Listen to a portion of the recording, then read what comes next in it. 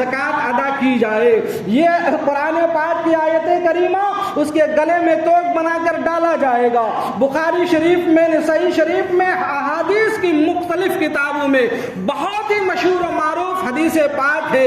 حضور علیہ السلام فرماتے ہیں جس مال کی زکات ادا نہیں کی جاتی ہے وہ مال صاحب مال کے لیے بروز قیامت وبال جان بن جائے گا، اور وبال جان بننے کی شکل یہ ہوگی کہ اس کا وہ مال جس کی زکات نہیں دے گا اللہ تبارک و تعالیٰ اسے گنجے سانپ کی شکل عطا فرما دے گا۔ گنجا سانپ سے مراد محدثین فرماتے ہیں، علماء سے پوچھئے سمجھیے، گنجا پن ان کا اس لیے نہیں ہوگا کہ سر پہ بال نہیں، اس لیے کہ اس کی درازگی عمر اور شدت زہر کی بنیاد پر اس کا سر گنجا ہوگا، آنکھوں میں 2 کالے نشان ہوں گے۔ اس کے زہر کا عالم یہ ہوگا کہ اگر ایک دفعہ دنیا میں وہ پھو مار دے، ڈنک مار دے، تو ساری دنیا کے پیڑ پودے پہاڑ یہ سب کے سب آنے واحد میں گل کر پانی ہو کر بہ جائے۔ اللہ اکبر! بھلا انسان یہ نازک اور یہ کمزور جسم والا یہ بندہ بھلا کہاں سہ سکے؟ میرے دوستو، وہ سانپ جو ہے وہ مال سانپ کی شکل میں اس مال والے کی طرف دوڑے گا اور بڑھے گا۔ مال والا مارے دہشت کے، مارے خوف سے اپنے ہاتھوں سے دفاع کرے گا، اپنے ہاتھوں سے دفاع کرے گا تو میرے آقا فرماتے ہیں وہ گنجا صاحب ان کے ہاتھوں کو پکڑ لے گا، اسے پکڑ کر جو ہے اپنے منہ کے اندر لے لے گا۔ الغرض اس انسان کو طرح طرح کر ڈس کر جو ہے انہیں تکلیفیں پہنچائے گا۔ اللہ اکبر! مسلمانوں، یہ مال فانی ہے، زندگی فانی ہے، یہ دنیا فنا ہونے والی ہے، یہاں ہمیشگی نہیں ہے۔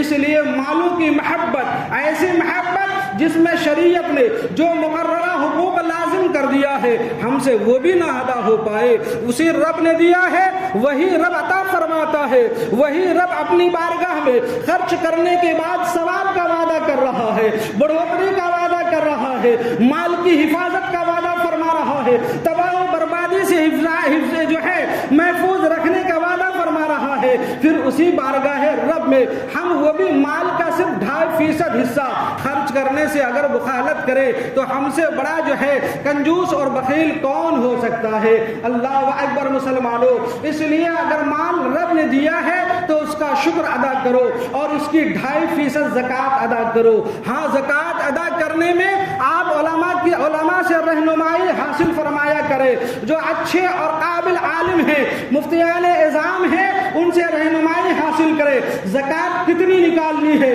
زکات کس کو دینی ہے، کون مستحق زکات ہے، کس کو زکات دینے سے زکات ادا ہوگی، کس کو دینے سے زکات نہیں ادا ہوگی، یہ ایک تفصیلی گفتگو ہے، اس پر میں نے گفتگو بھی کی ہے، اور روزانہ عصر کے بعد الحمدللہ مسائل شرعیہ پر گفتگو ہوتی بھی ہے۔ لیکن ہماری غفلت اور سستی کا عالم یہ کہیں کہ ہمارے پاس 10 منٹ کا وقت بھی نہیں ہوتا ہے کہ ہم بیٹھ کر مسائل شرعیہ سیکھ لیں، جان لیں اور اس کے مطابق اپنی زندگی گزارنے کی کوشش کریں۔ خصوصاً میں اپنے نوجوان عزیز دوستوں کو دعوت دوں گا، میرے عزیزوں، آپ قوم کے سرمایہ اور عظیم پونجی ہو، آپ کم سے کم وقت دیا کرو۔ آج کل ہمارے اور آپ کے پاس علم سیکھنے کا نہ تو یونیورسٹی جانے کا موقع ہے، نہ ہم دارالعلوم گئے، نہ ہم جامعات میں گئے، نہ کسی بڑے عظیم محدث و مفکر کی بارگاہ میں جا کر جانب ادب طے کرتے ہیں۔ ہمارے پاس لے دے کر صرف ایک مسجد بن گئی رہ گئی ہے، جہاں ہمیں صرف جو ہے جہاں سے ہمیں تھوڑا بہت دین اور علم کے اور جو ہے شریعت کے مسائل سیکھنے کا موقع ہے۔ لیکن یہاں بھی ہمارا عالم یہ ہے کہ ہم سب سے اخیر میں آتے ہیں اور سب سے پہلے بھاگ جاتے ہیں۔ نہ شروع میں ہمارے ہاتھ کچھ آیا، نہ اخیر میں ہمارے ہاتھ کچھ آیا۔ جیسا کوڑا پیدا ہوئے تھے ویسے ہی کوڑا کے کوڑا دوستوں اور احبابوں کی جو ہے ہم کندھے پر روانہ قبرستان کی طرف روانہ ہو جاتے ہیں۔ یہ ہمارے لیے اچھی فعال اور اچھا شگون اور یہ ہمارے لیے اچھی روش نہیں ہے۔ اس لیے اپنی اچھی روش جو ہے اپنانے کی کوشش کریں۔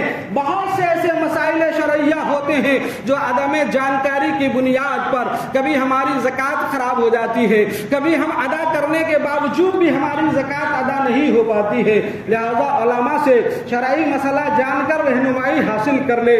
مال کے ساتھ بخالت کرنے کی کیا تباہی ہے؟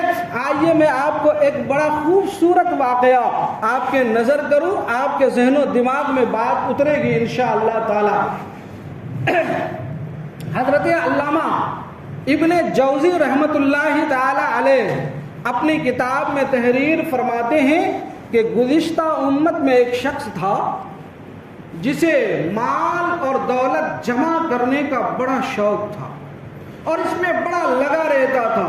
اسی کوشش میں اس نے بہت ساری دولت جمع کر لی، بڑی دولت اکٹھا کر لی اور جو ہے اسی کے پیچھے لگا رہا۔ جب اس کے پاس بہت زیادہ مال و دولت جمع ہو گئی، نوکر و چاکر ہو گئے، خدام ہو گئے اور نوکر و چاکر ان کے گرد و نواح میں ہاتھ باندھے اس کے حکم پر عمل کرنے کے لیے ہاتھ باندھے کھڑے رہا کرتے تھے، تو اب اس نے اپنے سے کہا میں نے مال بہت سارا جمع کر لیا ہے، اب میں اپنی بیوی بچوں کے ساتھ بڑے عیش و آرام کی زندگی گزاروں گا۔ اور الغرض وہ ایسا ہی کرنے لگا، عیش و آرام کی زندگی گزارنے لگا، اور جب عیش و آرام کی زندگی میں مگن ہو گیا، مست ہو گیا، تو وہ خدا بھول گیا، خدا کا دین بھول گیا، اپنی موت کو بھول گیا کہ ایک دن ہم نے مرنا بھی ہے اور موت کا لقمہ بھی بننا ہے۔ الغرض ٹھاٹ کی زندگی گزار رہا تھا کہ ایک دن آیا، حضرت ملک الموت علیہ السلام، موت کا فرشتہ اسرائیل علیہ السلام تشریف لے آئے اس کے گھر کے دروازے پر، ایک بھکاری اور فقیر انسان کی شکل میں آ کر دروازے پر دستک دی، دروازہ کھلا۔ آج بھی ہمارے وہاں کچھ لوگوں کا ہوتا ہے، حضرت اندر جمع تشریف فرما ہوتے ہیں، بچوں کو کہہ دیا جاتا ہے آنے والے سے کہہ دو کہ گھر پہ ابا نہیں ہیں یا ابا سو رہے ہیں، حالانکہ ابا جاگ رہے ہیں، یہ باتیں سکھائی جاتی ہے۔ اس کا بھی یہی حال تھا، نوکروں چاکروں کو سمجھا کر رکھا تھا۔ نوکر نے دروازہ کھولا تو دیکھا ایک بھکاری، ایک فقیر غریب آدمی دروازے پر کھڑا ہے۔ کہا کن سے ملنا ہے؟ کس لیے آئے ہو؟ کہا تمہارے مالک سے ملنا ہے، ذرا بلاؤ اسے۔ پیچھے پلٹ کر دیکھا، مالک نے اشارہ کیا، سمجھ گیا وفادار نمکخوار غلام تھا۔ کہا مالک تو تمہارے جیسے غریب اور فقیر محتاج لوگوں کی مدد کے لیے باہر گئے ہوئے ہیں۔ اچھا باہر گئے ہوئے ہیں۔ حضرت اسرائیل وہاں سے پلٹے، ملک الموت وہاں سے پلٹے۔ ابھی کچھ ہی لمحہ گزرا تھا، کچھ ہی وقت گزرا تھا کہ پھر واپس تشریف لے آئے، پھر دروازہ کھٹکھٹایا، پھر نوکر نے دروازہ کھولا۔ کہ ابھی آپ کو کہا کہ مالک ہمارے جو ہے لوگوں کو، غریبوں فقیروں کو مال بانٹنے گئے ہیں تو دوبارہ پھر آ گیا۔ تو اب حضرت ملک الموت نے کہا میں کوئی فقیر نہیں، میں موت کا فرشتہ ہوں، کہو تمہارے مالک سے کہ موت کا فرشتہ بلا رہا۔ آواز کان میں آئی تو اب کلیجہ پھٹا، اب رونگٹے کھڑے ہوئے، اب چیخے مارنے لگا، رونے لگا، دھاڑے مار مار کر رونے لگا۔ اپنے غلاموں چاکروں نوکروں سے کہا اس آنے والے سے بڑے نرمی سے بات کرو اور بڑی گزارش اور درخواست کرو کہ کچھ دن ہمیں مہلت دے دے، مجھے مہلت دے دے، اللہ تبارک و تعالیٰ آپ کو برکت دے گا۔ حضرت اسرائیل فرماتے ہیں میں ایسا نہیں کر سکتا۔ الغرض آپ دروازے سے اندر کمرے کے اندر گئے، جب اندر گئے تو آپ نے فرمایا کہ اے انسان، مال و دولت کے عیش و عشرت کی زندگی گزارنے والا غافل، اپنے گھر والوں کے لیے جو وصیت کرنا ہے وصیت لکھ دو کہ میں تجھے لینے آیا ہوں۔ تو اس نے اپنے گھر والوں کو بلوایا، نوکروں چاکروں خادموں کو بلوایا، بلا کر کہا کہ جتنے سونے کی پیٹیاں، جتنے چاندی کی صندوق اور جتنے روپے پیسے کی تھیلیاں ہیں وہ سارا میرے پاس جمع کیا جائے۔ اس کے پاس جمع کیا گیا، کہا اسے کھولو، کھولا گیا۔ کھولنے کے بعد اس نے سونے چاندی کی صندوق اور اپنے روپے پیسے کو مخاطب کر کے کہتا ہے اے ذلیل و بدترین و کمتر دولت، تم نے مجھے ذلیل و رسوا کر دیا، تم نے مجھے جو ہے ذلیل و رسوا کر دیا۔ اتنا کہنا ہی تھا، رب تبارک و تعالیٰ نے اس سونے کی بسکیٹوں کو، ان چاندی کے سکوں کو، ان روپے پیسے کو زبان قال عطا فرمایا۔ اب اس دولت نے اس انسان کو مخاطب کر کے کہا اے انسان مجھے ملامت نہ کرو، مجھے لعنت نہ کرو، لعنت کا مستحق تو تو ہے، ملامت کا مستحق تو تو ہے۔ اللہ تبارک و تعالیٰ نے جب ہمیں تمہیں عطا فرمایا، تم غریب نہیں تھے؟ کیا محتاج و فقیر نہیں تھے؟ جب میں تمہارے ہاتھ آئی تو تمہیں بادشاہوں تک پہنچ ہو گئی اور مالداروں کی शहजादियों से तुमने शादियां किया, जबकि गरीबों को ये जो है मैसर नहीं आता। मैंने तुम्हें ये थोड़ा कहा था कि मुझे शैतानी कामों में खर्च करो, मैंने अल्लाह की राह में खर्च करने से तुम्हें मना तो न किया। तुमने अपनी शामत और लानत से, तुमने अपनी शैतानियत से मुझे राह शैतान में खर्च किया और मलामत और लानत के मुस्तहिक हुए। मुझे मलामत ना करो। अल्लाहु अकबर, अल्लाहु अकबर। अगर तुम अल्लाह की राह में खर्च करते तो तुम्हें आज इज्जत मिलती, आज तुम्हें वकार मिलता, आज तुम्हें जो है अल्लाह की तरफ से तुम पर रहमतें बरस रही होती। लेकिन आज तुझ पर फिटकार बरस रही है, मौत सामने खड़ी है तो अब तू चीखो पुकार कर रहा है कि अब तुम्हारे पास जरा सा भी लम्हा फुर्सत और मोहलत की नहीं है। अब जिल्लतो खारी के साथ मौत के मुंह में जाओ और अल्लाह तबारक व तआला का सामना करो।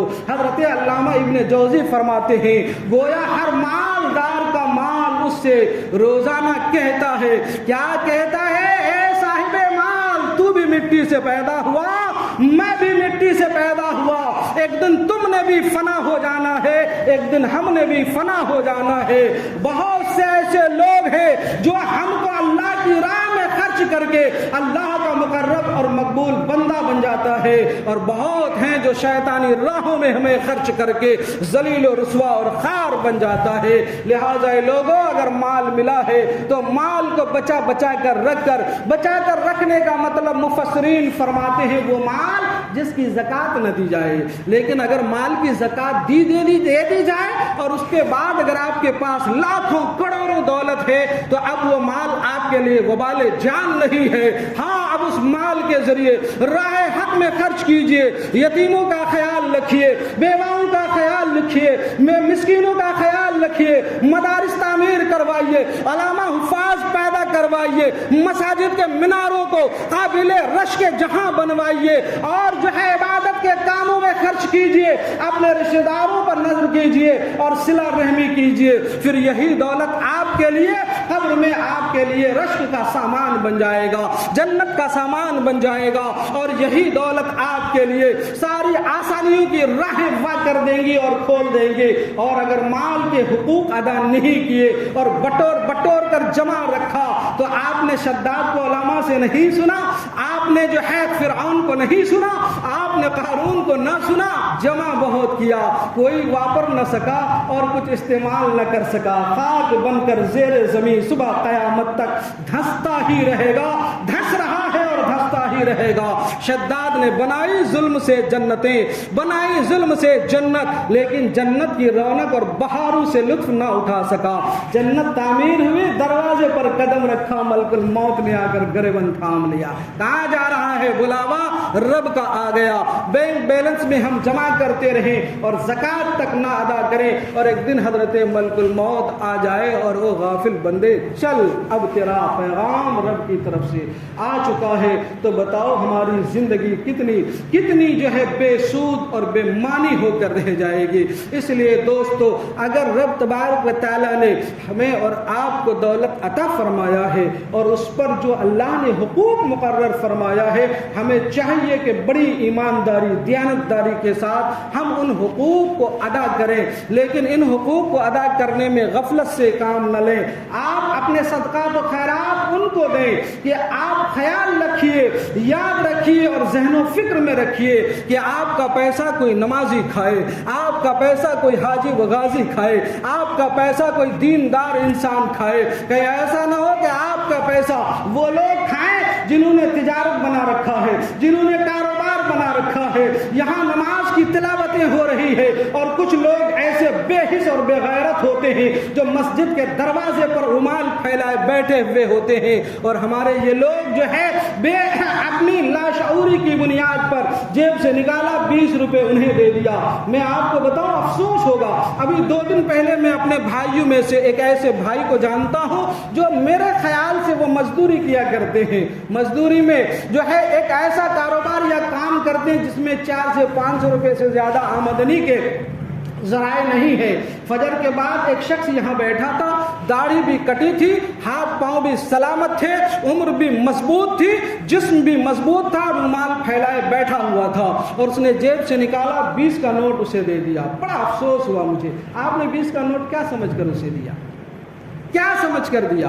حدیث پاک میں حضور علیہ السلام نے ایسے لوگوں پر لعنتیں فرمائی ہے، ایسے لوگوں کو دینے سے منع فرمایا ہے۔ اچھا میں آپ کو ایک سیدھا آئینہ دکھا دوں۔ یہ لوگ جن کو مانگنا ناجائز و حرام ہے، ان کے لیے سوال کرنا حرام ہے، اسے محنت کرنا چاہیے تھا، انہیں مزدوری کرنا چاہیے تھا، انہیں کوئی کام کر کے کھانا تھا لیکن نہیں کھاتا ہے۔ ہم کشمیر سے آئے ہیں، ہم پنجاب سے آئے ہیں، ہم فلاں جگہ سے آئے ہیں۔ کشمیر سے آئے ہو تو کیا جنت سے ٹکٹ لے کر آئے ہو؟ اللہ سے لکھوا کر لائے ہو؟ مصطفیٰ سے کوئی درخواست لے کر آئے ہو کہ تم کو دیا جائے، تم کام نہ کرو، محنت نہ کرو؟ ہٹا کٹا نوجوان ہے اسے آپ دے دیتے ہیں، جبکہ قرآن پاک کھلم کھلا کیا کہتا ہے؟ وَلَا تَعَاوَنُوا عَلَى الْإِثْمِ وَالْعُدْوَانِ، گناہ اور سرکشی میں کسی کی مدد مت کرو۔ وہ نوجوان ہو کر، صحیح سالم ہو کر، مخلوق الحال غریبوں کا حق مار رہا ہے اور کھا رہا ہے، اور بھیک مانگنا اس کے لیے ناجائز و حرام تھا، آپ اسے بھیک دے کر اس حرام کام میں مدد کر رہے ہیں۔ بتائیے آپ کو ثواب ملا؟ اگر ایسا ہی ہے تو وہ 20 روپے کی ٹافی خرید کر اپنے پڑوس کی کسی چھوٹے بچے کو دے کر اس کے ماتھے کو چوم لیتے تو اس بچے کے چہرے پر مسکراہٹ آ جاتی اور آپ کو ثواب مل جاتا۔ آپ اپنے امام صاحب سے مسافہ کر لیتے، بانی سے مسافہ کر لیتے، ان لوگوں سے مسافہ کر لیتے جو مانگتے نہیں لیکن اس کا چہرہ کہتا ہے کہ یہ محتاج ہے۔ وہ لوگ جو بہت کم تنخواہوں میں دین کی خدمتوں میں لگے ہوئے ہیں، اپنے آپ کو آزاد کیے ہوئے ہیں، ان کی خدمت کر دیے ہوتے تو اللہ راضی ہوتا، خوش ہوتا، آپ کی جو ہے مال و دولت میں برکتیں بھی ہوتی اور آپ کو دعائیں بھی ملتی۔ نہ ان کی دعائیں ملنی ہے، نہ ثواب ملنا ہے، پیسہ بھی ضائع ہوا۔ بلکہ فقہا فرماتے، علماء سے پوچھئے گا، بات ہو گئی، علماء سے پوچھئے گا، علماء فرماتے ہیں جو لوگ مسجد کے دروازے پر یا یہ پیشہ ور فقیر جو مانگتے پھرتے ہیں، ان کا کام یہی ہے کہ نہ روزہ، نہ نماز، نہ اللہ، نہ رسول، نہ داڑھی، نہ دین، نہ شریعت، کچھ نہیں، آپ سے پیسے لیے اور روزے کے دنوں میں کھلے عام ٹھاٹھے مارتا ہوا کھاتا پھر رہا ہے، ماہ رمضان کی توہین کر رہا ہے، روزوں کی توہین کر رہا، مسلمانوں کی توہین کر رہا، اپنے قوم مسلم کی بے عزتیاں کر رہا ہے، اپنے معاشرے کو تباہ و برباد کر رہا ہے۔ ان لوگوں کی ہم مدد کر کے اور گناہوں میں اس کا تعاون کر رہے ہیں اور سمجھتے ہیں کہ ہمیں ثواب مل جائے گا۔ ایسا ہرگز نہیں۔ علامہ فرماتے ایسے لوگوں کو جو 1 روپیہ دے دے، اب اس کے اوپر اتنا گناہ چڑھ گیا کہ اس 1 روپیہ دینے سے جو گناہ چڑھا نا، اس گناہ کو ختم کرنے کے لیے اس پر لازم ہے کہ کسی مستحق کو اور 70 روپیہ وہ خیرات کرے۔ جب وہ 70 روپیہ خیرات کرے گا تب اس 70 روپے خیرات کرنے کا ثواب اس 1 روپے کو ناجائز طریقے سے خرچ کرنے کے گناہ کو دور کر سکے گا۔ کیا سمجھتے ہیں؟ ہم کہیں بھی روپے اپنا خرچ کرتے، آپ اتنی محنت سے پیسے کماتے ہیں کہیں بھی لوٹا دیں گے؟ نہیں، اس کی حفاظت کرنا آپ پر لازم اور ضروری ہے۔ میں یہ نہیں کہتا کہ غریبوں کو نہ دیں، جو مستحق ہیں بالکل انہیں دیں بھی، حوصلہ بھی دیں، ان کی پیشانیوں کو بھی چومیں اور انہیں ہمیشہ حوصلہ دیں کہ آپ گھبرائیں نہیں، ہم آپ کے ساتھ میں ہیں۔ لیکن جو مستحق نہیں ہے وہ اپنا پیسہ ضائع نہ کریں۔ اللہ تبارک تعالی ہمیں آپ کو عقل و شعور عطا فرمائے، علم دین اور آگہی عطا فرمائے اور اپنی دولت کو صحیح راہوں میں خرچ کرنے کی توفیق عطا فرمائے۔ السلام علیکم۔